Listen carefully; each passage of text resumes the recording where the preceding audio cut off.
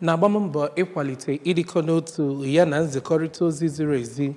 Otu akpọrọ African Polling Institute chịkọbara ọgbakọ nkụzi nke gbadoro ụkwụ n'ijikwa ozi enwetara na nchọcha maka ịkwalite ịdịkọ n'otu na mmekọrịta obodo.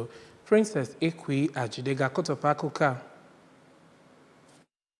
Ya bụ mmemme jikọtara ndị nta akụkọ, ndị nchọpụta na ndị na-eme iwu iji tụlee otu esi eji mgbakọ ozi ziri ezi mee ka enwee iwu obodo kwekọrọ n'ezie ma mee ka akụkọ na-egosi eziokwu na-arụ ọrụ nke ọma.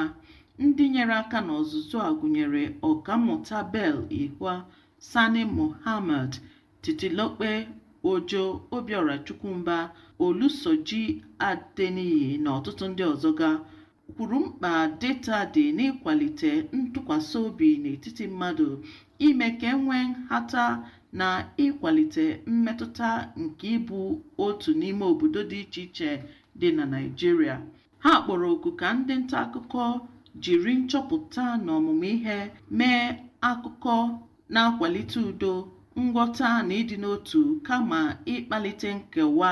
Ndị sonyere n'ọzụzụ ahụ kọwara ya dịka ihe dị mma karịsịa n'oge a na-enwe nkewa uche na mgbasa ozi, ma kwuo na ha ga-eji ihe ha mụtara mee ihe n'ọrụ ha n'ihe gbasara ime iwu n'ọrụ mgbasa ozi.